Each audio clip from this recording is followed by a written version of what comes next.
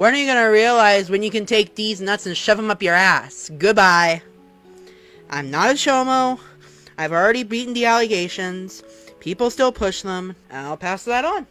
For most people, turning 21 is a moment of freedom, a milestone, a step into adulthood. For Nova Online, it was the beginning of one of the darkest, most chaotic chapters of his entire internet career. For years, Nova was known as an eccentric creator, someone who bounced between TikTok accounts, filmed fast food reviews, and built a niche audience off awkward humor and emotional oversharing. At best, he was seen as strange but harmless. At worst, he became the subject of large communities who treated him as a lolcow, someone watched not for entertainment, but for spectacle. But everything changed when Nova's behavior online began spiraling into deeper controversy. Whispers about questionable Discord interactions, strange roleplay conversations, and messages involving minors circulated widely. While Nova disputed many of the claims, the damage was already done, and the internet responded the way it always does, by amplifying every rumor, every clip, and every uncomfortable moment. And then came the Discord meltdown. Nova had created what he insisted was an 18+ server, a supposedly safe space meant for adults only. But the server quickly became a disaster, with trolls flooding in, minors slipping through, and private conversations turning into public fuel for drama channels. When the server was hacked and wiped, Nova didn't treat it as a minor setback. He reacted like his entire social world had collapsed. He disappeared briefly, only to return in a whirlwind of emotional videos, shaky live streams, and defensive rants. But the problems weren't just digital. Nova's real life was unraveling just as quickly. His house, already cluttered, had grown into a complete disaster. Trash filled the kitchen. His bedroom was unusable. Even the backyard had transformed into an overgrown jungle, with grass reaching up past his knees. It was a physical reflection of his mental state, neglected, chaotic, and spiraling out of control. Despite the overwhelming mess, Nova insisted he was fine, and to prove it, he started focusing on something else entirely: his upcoming 21st birthday. He made video after video promising that he wouldn't ruin it, that he wasn't going to turn into a World of T-shirts clone, that he would handle drinking responsibly. But the hype only emphasized how empty his social world had become. When the day finally came, Nova celebrated alone. No friends, no party, just himself at a Brazilian steakhouse, filming clips of meat skewers and pretending the viewers were celebrating with him. But even after his birthday, things didn't improve. His content became increasingly lazy. Where he once edited videos or filmed in public, he now recorded shaky clips while eating soggy DoorDash meals in a dim room. His food reviews had devolved into bedraggled monologues from a living room he couldn't fully clean. The once iconic record player videos vanished, and with his room being nearly uninhabitable,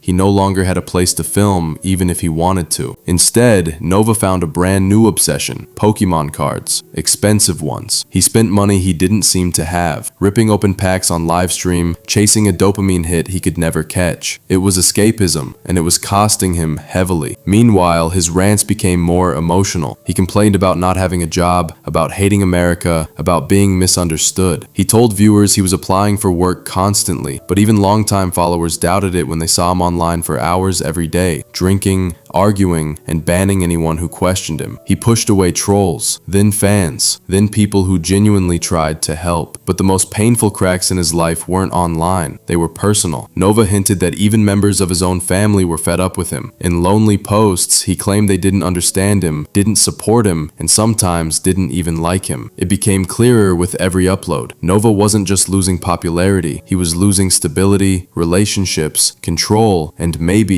even himself. And while he tried to pretend everything was fine, the world around him kept closing in. Because shortly after his lonely birthday and the growing chaos of his home, Nova found himself at the center of new confrontations, ones that were public, humiliating, and impossible to ignore. By the time Nova hit 21, the internet wasn't just observing him anymore, it was actively participating in his unraveling. Trolls who once kept their distance had started showing up in real life, pushing the line between online harassment and physical confrontation. The first major incident happened right outside Nova's home. A group of trolls familiar with his address because of past doxing and the chaotic state of his property recorded themselves taunting him from the street. They shouted his name, mocked his appearance, and dared him to come outside. For Nova, whose entire emotional world was already stretched thin, it was too much. He stormed out to confront them, only to be met with laughter and recording phones. It was one of the lowest moments of his public life. A young man whose home was falling apart, standing barefoot in an overgrown yard, screaming at people who didn't even take him seriously. And the worst part,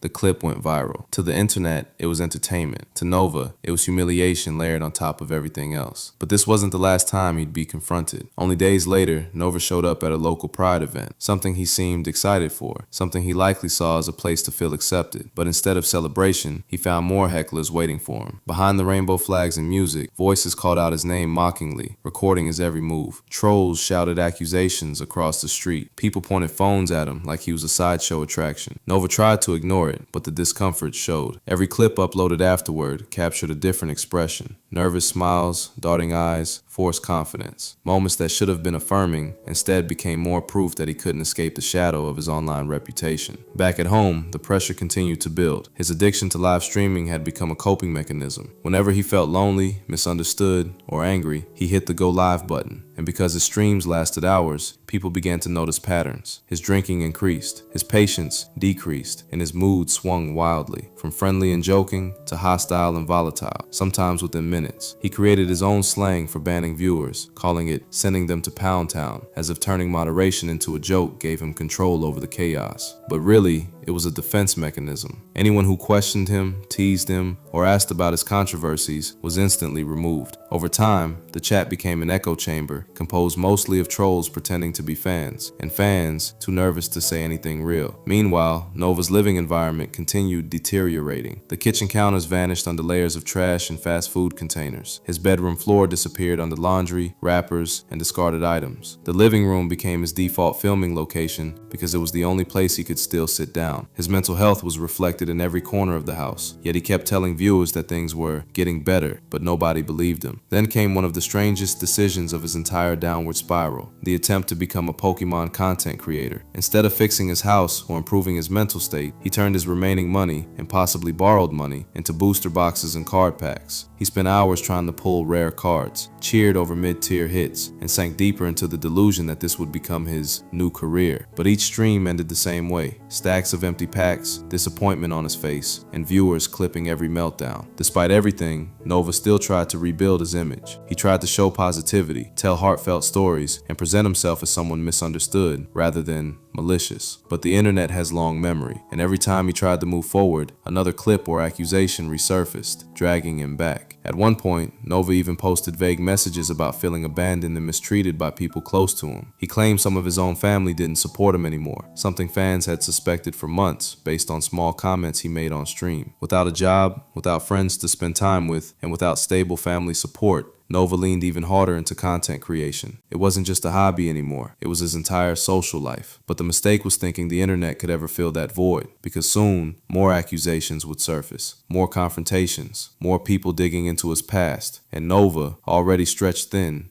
would find himself trying desperately to hold together a life that was falling apart faster than he could pretend to fix it.